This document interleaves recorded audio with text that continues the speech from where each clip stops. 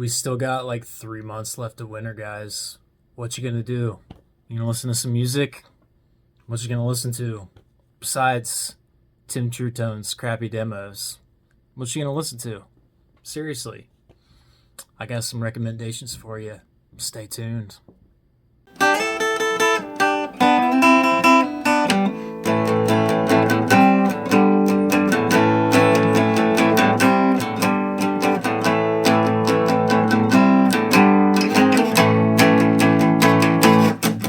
It's the Tim Truetone Talk Show. It's the Tim Truetone Talk Show. It's the Tim Truetone Talk Show. So let's talk about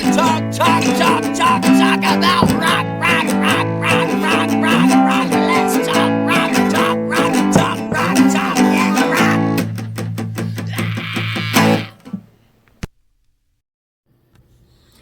Alright, so what defines a good winter album?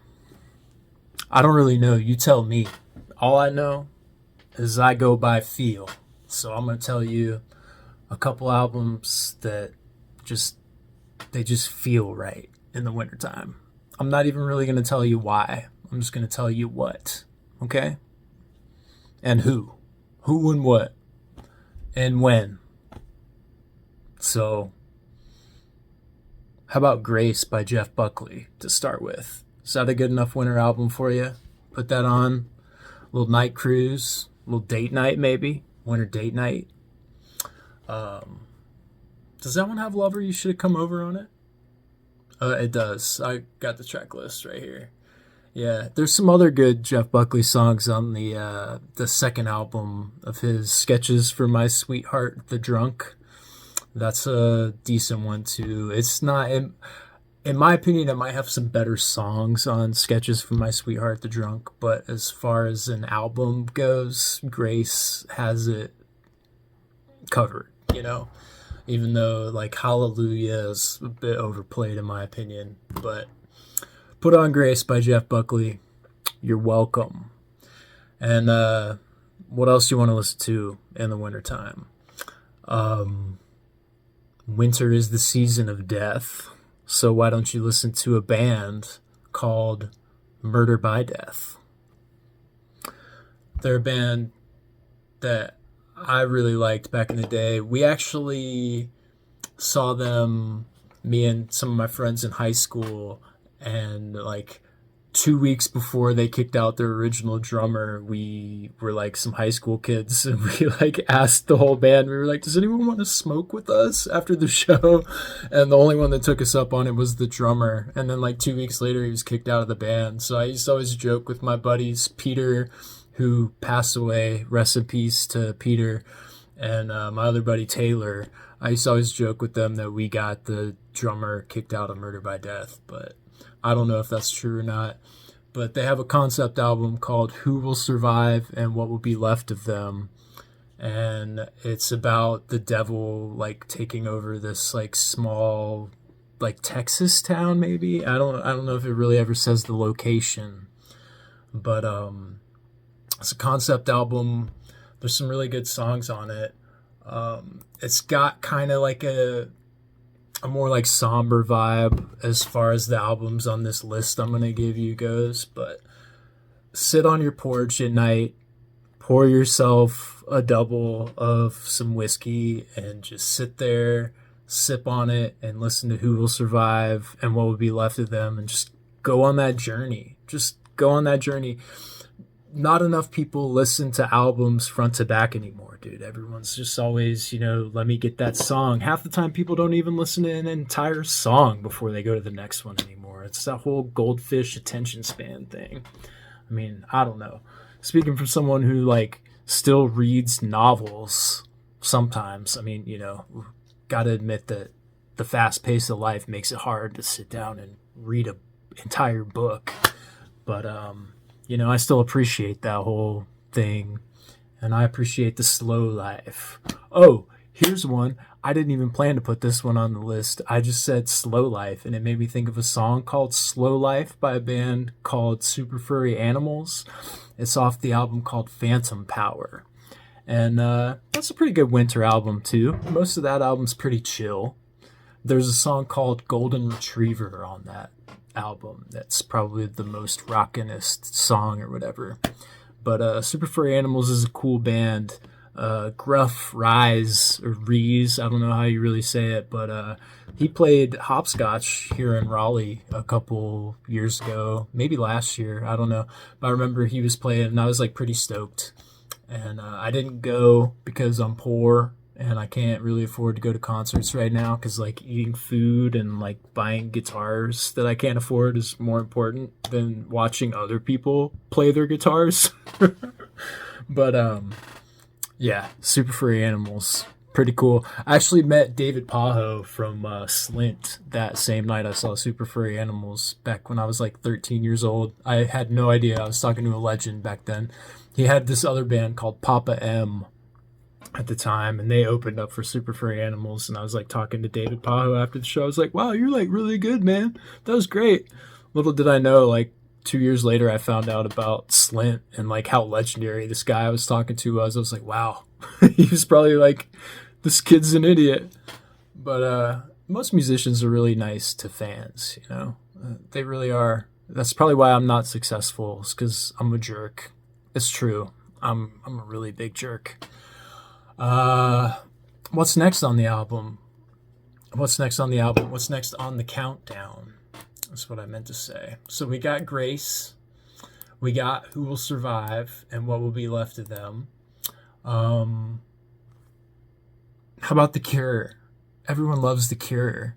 And most people are probably going to think that I'm picking like Disintegration as my winter album. And I probably should, because like, you know, it's definitely got more like a wintry kind of icically vibe on the guitar tones and stuff. But I'm actually going to pick the album that came before Disintegration. I think it came before Disintegration, didn't it? It's called The Head on the Door. It came out in 1985. I was going to say 1984. It would have been cooler if it rhymed. But yeah, it's a really good one, dude. I love this album so much. A Night Like This is probably my favorite song on the album. So yeah, you got that. But some other decent songs on this album too. You know, it starts off pretty good, and then it just, you know, it is what it is. So instead of being in between days here, we're just in between albums on the countdown. And what's next? What do you think it's going to be? I don't know either. I just got this list here. I'm just kind of picking which one I want to go to. So we got, what did we already do? We did Jeff Buckley.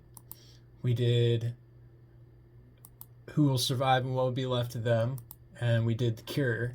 So how about Minus the Bear? If you've watched any of my other videos, you know I'm always talking good about Minus the Bear. I got a Minus the Bear t-shirt in my closet somewhere over there. But as always, I tend to buy shirts based on how they fit when I buy them, and I forget that t-shirts shrink. So I always end up buying larges when I really need an extra large, and that's kind of how my Minus the Bear shirt is. It's like, you know, I mean, I guess they are sort of an emo band, so me looking emo in a Minus the Bear shirt, it's not the worst, but comfortability wise, you know, I can use the extra, you know, bagginess in my pits, man. It's all about the pits. I'm a NASCAR fan, man. Let's, you know, pits in the pits. But yeah, Highly Refined Pirates, great album by Minus the Bear. I think it was their first full studio length album, and it's not on Highly Refined Pirates. I think it's on their EP, but they have a song called like Let's Play Clowns, and I really like that song, and I made a allusion to it, Allusion. It means like a reference for you young kids who don't learn anything in English class. An allusion, not an illusion, an allusion is like a reference to something. So in this song that I wrote in my old band which was called Baron. The song is called Hipster Love Ballad. And anyway, in the chorus, I say, drink this liquid courage down, let's play clowns.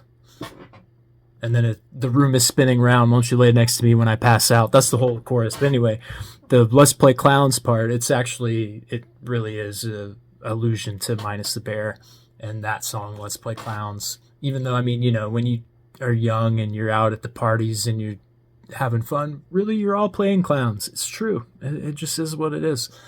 But yeah, I don't know. You can go to baron.bandcamp.com. That song might still be up there. I'm probably going to re-record it as Tim Truetone, but maybe not, because no one seems to care about what I do. So it's like, why would I keep trying to put music out when no one listens to it? It costs me time and money to put the product out. And if no one's listening to it, I'm just wasting time and wasting money, which is just stupid, as much as I love it.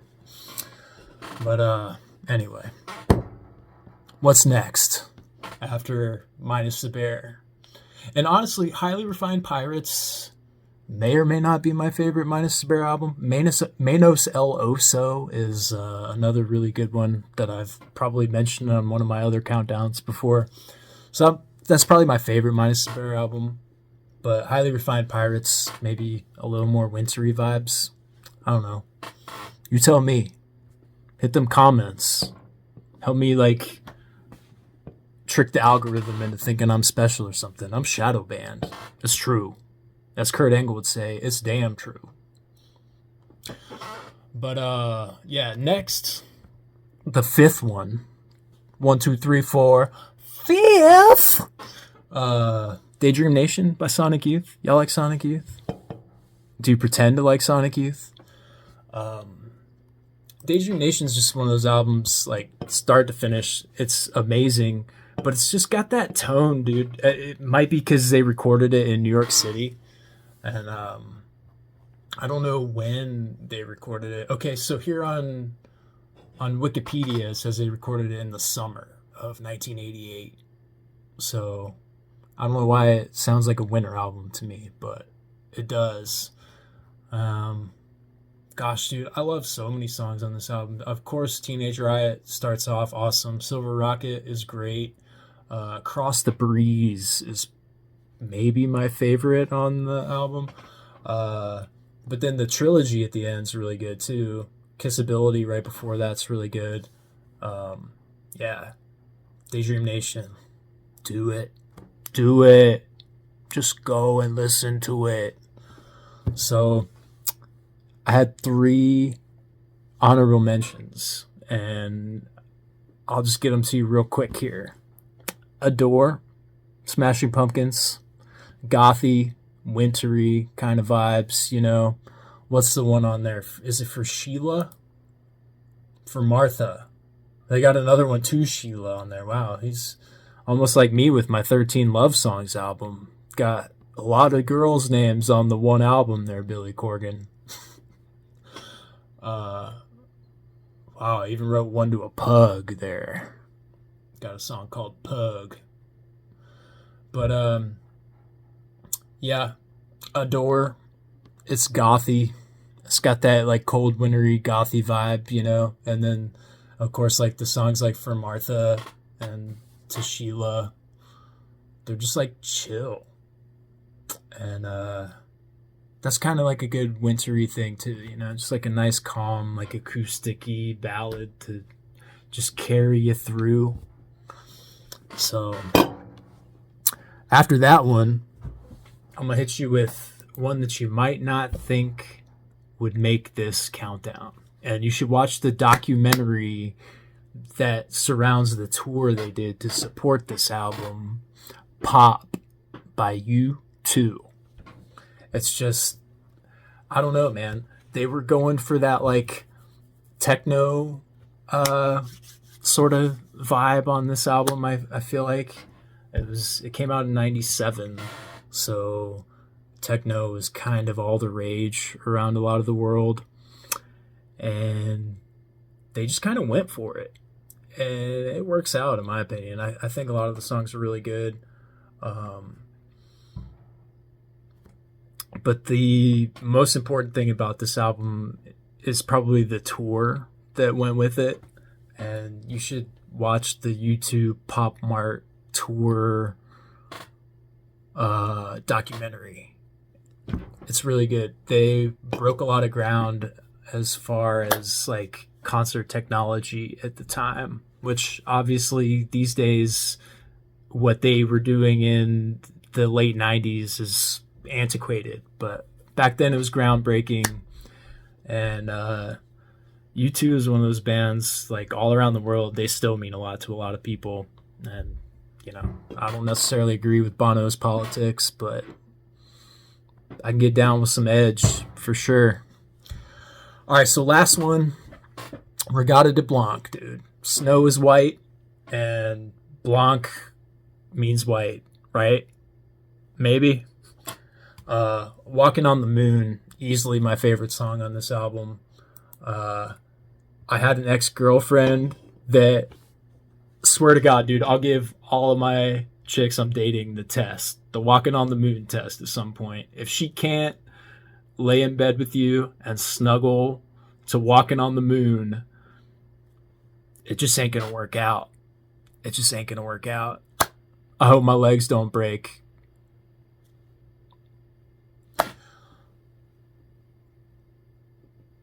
So, I don't really know what else to say.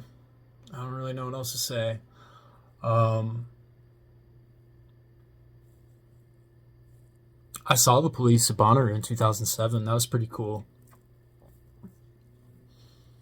How about what Bonnaroo's turned into? Ugh. I think I'm going to do a Tim True Tone talk show about that soon. About Bonnaroo and a couple other things going on in the pop culture musosphere right now. But right now, all you got is what turned out to be 8 albums you should go and spend some time with the rest of this winter.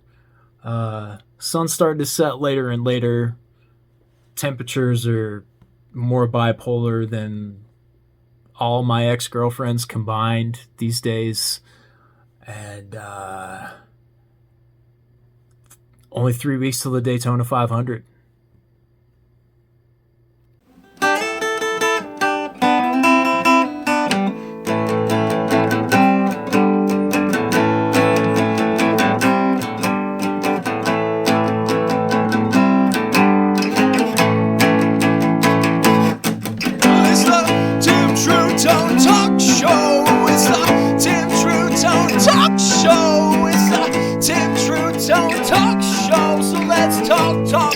Talk.